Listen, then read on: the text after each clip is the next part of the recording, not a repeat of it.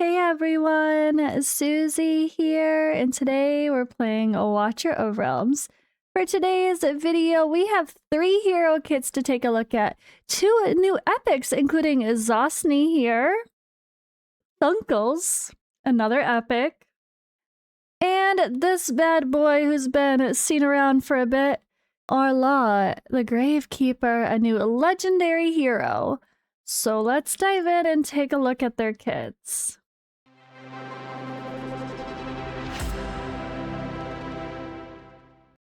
Okay, we will start with the legendary here because he's on my screen and he looks like a badass. So, visuals. Look at him. Whoa, do we have no spinny light physics? It's fine. His ball and chain doesn't jiggle, but it's fine. Okay. Very cool shield. Whoa, that's his own spinning physics, but I'm not making that happen. Never mind. He's got the sword into his shoulder that's melted. Looks very crazy. Very interesting character. Love the visual though, for real. Let me see if I zoom in here, right? Let's zoom in a little bit. Yeah. Some interesting artwork. Very crazy shield. I love it. Okay, so he is a defender with magic damage, cultist and infernal. A paladin who died in betrayal, now the spectral leader of the immortal city, leading a legion of the Forsaken. He waits in an eternal prison to exact vengeance upon Commander Oleg, who abandoned them. Okay. Some story with Oleg. I like that. So he is strong CC, high block, and durability. Actually, let me go here. So his base stats, almost 30,000 HP there, pretty good. Attack, a 2,700, a 4,000 defense. Cost of 19, block of 4, naturally. There we go. All right. Attack interval is 2.6 seconds. Regen auto 14. Okay. Talent, when deployed, creates soulbound purgatory around the hero. This is a reduced movement speed of enemies in range by 25%. Inflicts condemnation. Is that how you say that? You condemn someone. Condemnation. That's hard to say. To the enemy with the highest max HP within soulbound purgatory. So this is when other enemies within soulbound purgatory take damage. The enemy with condemnation also takes damage equal to 15% of that damage, up to 500% of the hero's max HP. Undispellable. Cannot coexist with Chain of Fate. The hero continuously inflicts burning on enemies with soulbound purgatory. The 5-second burn debuff, or dot, dealing 20% continuous magic damage per second. Okay, let's keep going. Magic attack basic, 100% damage to one enemy. Ultimate Cage of Rancor. When activated, increases the range of soulbound purgatory and block by 1. Whoa, 5 block. Okay. Based on the number of enemies inflicted with burning in range, inflicts the equal amount of burning on the targets with condemnation. There's no way I'm saying that correctly. It's fine. Up to 5 stacks. Then pulls up to 5 ground enemies in range, dealing 300% AoE damage and inflicting stun. How is the stun? A 3-second stun. Okay. A 3-second stun. Nice. Within 10 seconds of its duration, gains unyielding for 5 seconds upon taking fatal damage for the first time. Oh boy, will not die from taking damage. We love an unyielding. Hell yeah, we do. And there are the skill ups. Damn. Very crazy range with that. Makes sense with whipping the ball and chain around, right? That's crazy. Love it. He sounds fantastic already. I love me a good tank. Forsaken Vows is an auto. We have every 20 seconds. The next basic attack deals 150% AoE damage to up to 5 enemies and inflicts stun. When its remaining cooldown is more than 5 seconds, each time the hero restores HP, reduces the cooldown by 1 second. He definitely fits well in line with other cultists. I'm liking this. Nether Flame Curse. Every 5 seconds deals 100% damage to up to 8 enemies within Soulbound Purgatory and restores 2% max HP to the hero for every 1 enemy hit. The restoration amount increases by 10% for every 1 stack of burning on enemies within Soulbound Purgatory, up to a maximum increase of 100%. Okay, let's dive into the awakenings.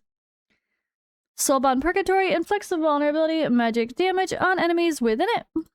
It's a 20% magic damage vulnerability. Awaken 2 HP plus 1200.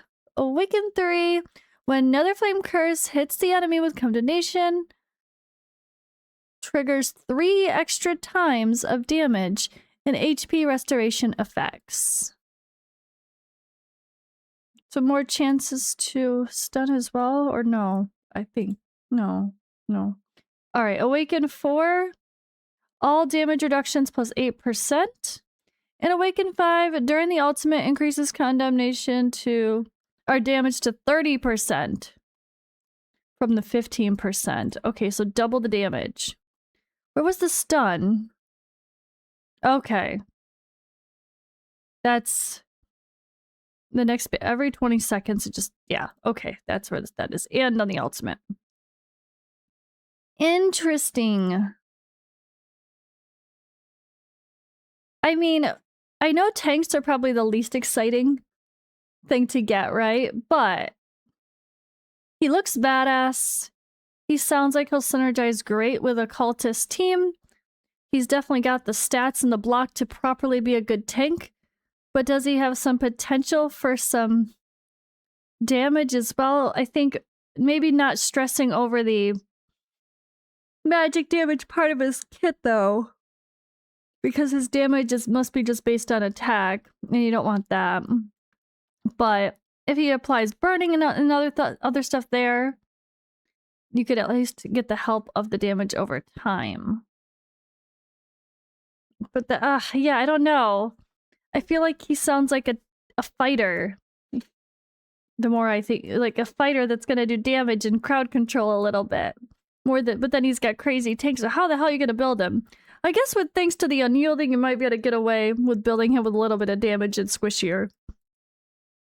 I don't know how to build this guy. Kidding, not kidding. He's got a lot going on, and sometimes that can be a little bit confusing. Alright, so for this guy, we do have some notes here that he's a multi-stack burn and high block with strong control unit. A group target tank with high block, strong control, high survivability. While the hero's ultimate is active with an artifact equipped, he can reach up to 7 block. That's crazy. So the hero features a unique damage replication mechanic, condemnation.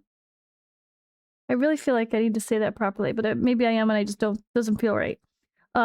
Damage dealt to enemies within the area is copied and applied to enemies marked with it, helping the team efficiently deal with elite enemies. It is really quirky. So they suggest him for Abyss 1 with an Infernal lineup like with Soul Cadence and Lord Phineas, Lyra, and Dao Chen. And in Malric Halls of Illusion with Cursed Cult, of course, with Azareth, Felice, Honora, Beatrix. Those are going to be his strong suits. Okay, now let's go ahead on to our epic here. Thunkles, another defender that does magic damage as well. So visually, he's got a fun appearance. Very like ogre-y, creepy. Ooh, the spikes in his skin, that's pretty nasty. But it looks good. Looks like an epic. Not too boring, not too crazy. A good in-between. Really, really cool glowing purple effects on the weapon and stuff, though. I do like the way they did that. Very nice. But yeah, defender magic damage, cultist faction only. A living fortress with high block that weakens enemies when hit. Once the slaughter begins, he becomes a one-man army with lifesteal and anti-healing capabilities. Oh, I like that as a defender. All right. Let's see this guy's stats here. Almost 23,000 HP.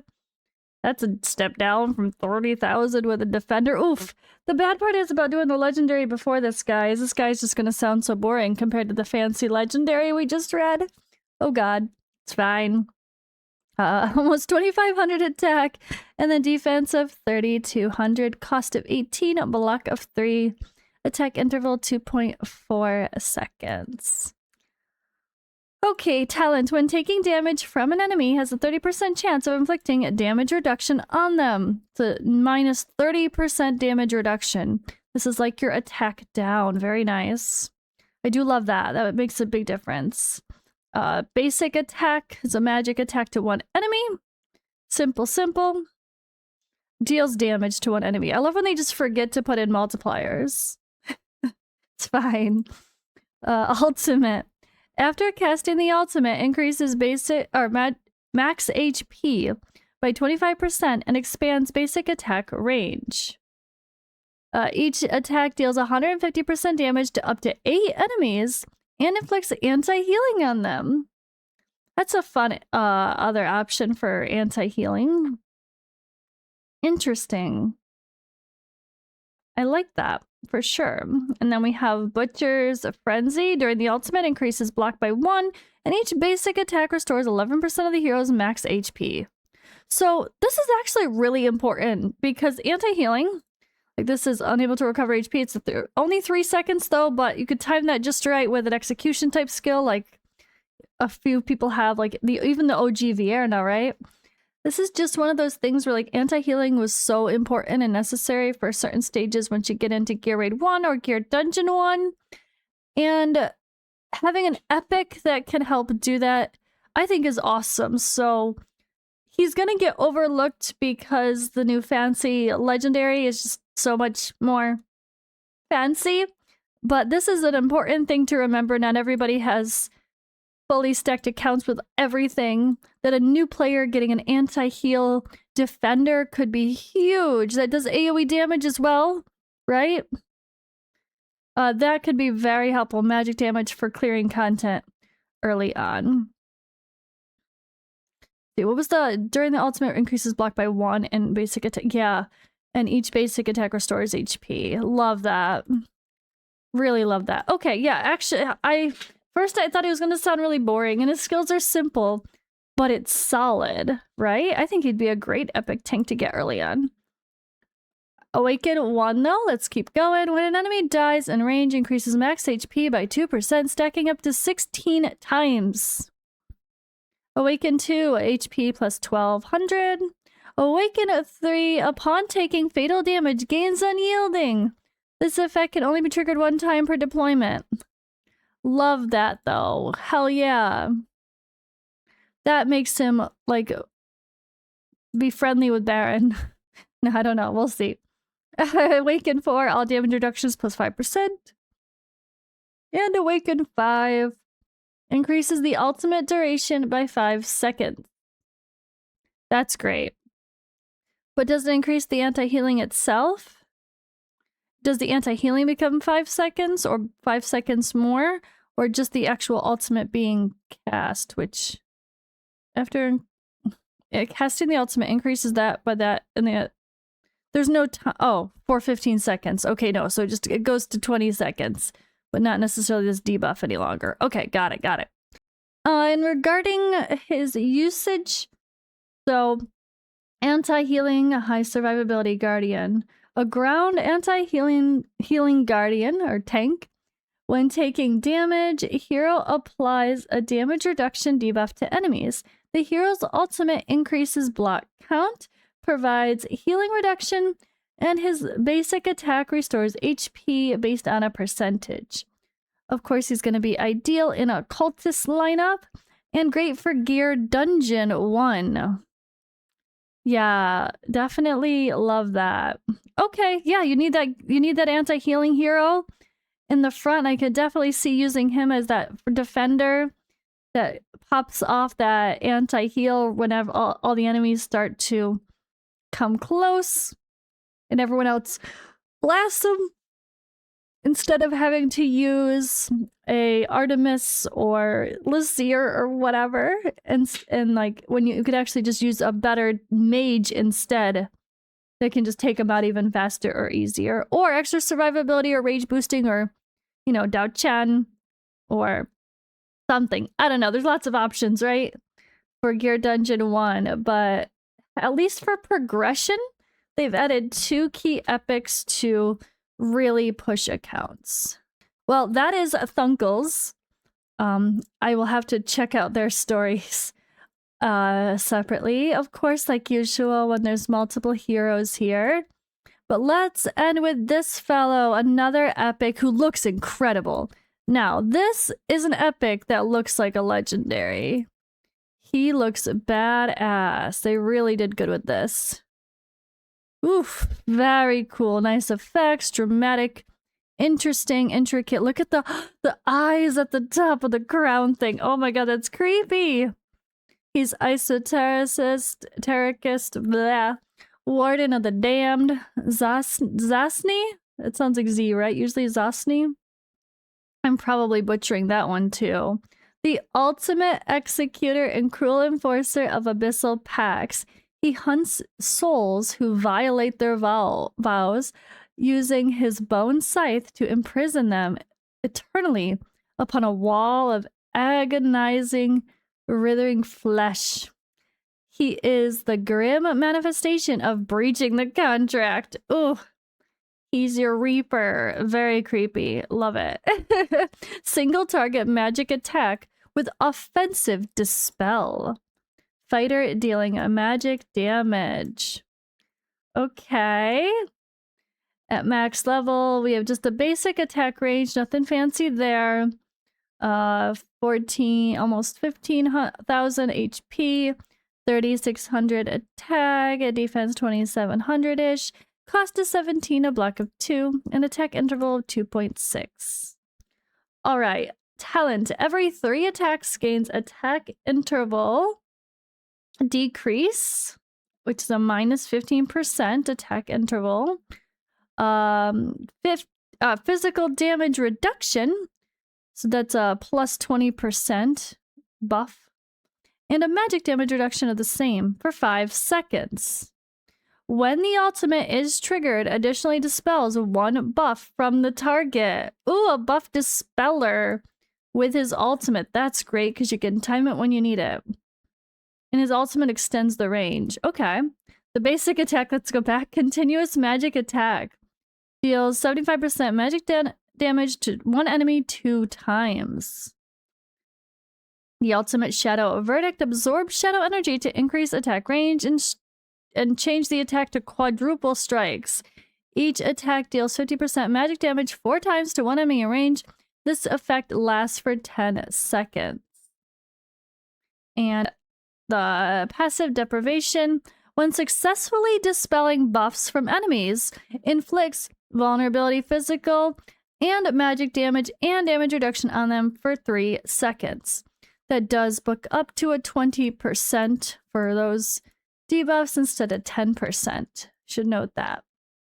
Yeah, so these are the kind of characters. I like the epics. They sound like they'd be great to use, especially early on for someone who doesn't have all the heroes yet.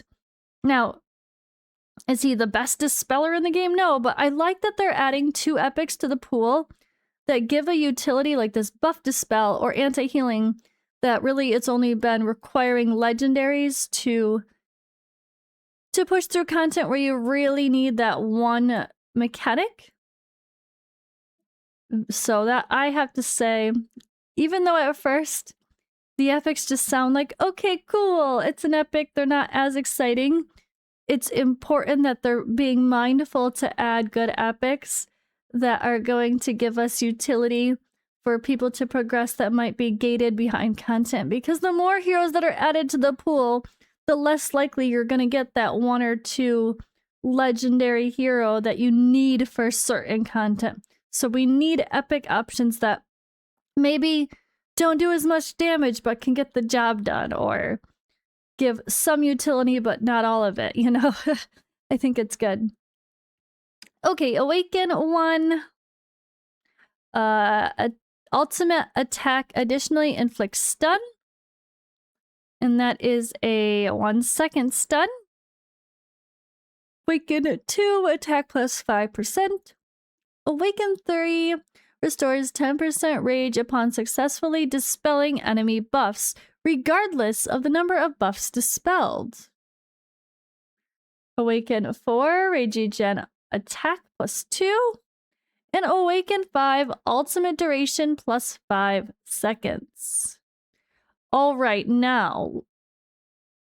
So this fellow here features high frequency offensive dispel warrior, a single target offensive dispel hero with a relatively high dispel frequency. Serves as a low tier alternative to Lucius and Kagiri for dispel purposes. Suitable for new players when dealing with Titanic Ruins 1 and 2. So the lineup would be the hero can be used as a standalone offensive dispel unit. Okay, yeah, so he is that role for your Titanic Ruins dispeller when needed for one of your teams, right? Depending on which team you need him in. I love it for sure. Nice job, Moonton, being mindful of that. All right, guys, I will leave it at that. I don't want to have dates at the moment as far as when these heroes are coming, but hopefully within the next few weeks. I know we're kind of focused on the Valentine's Day stuff, so I don't know how soon after that will be. I guess we'll keep an eye out, but love, love, love the new epics added. They look awesome. They have great utility, and that Defender legendary is pretty badass too. So let me know what you guys think in the comments below. What do you guys think of these heroes? Thank you for watching, and I will see you in the next one.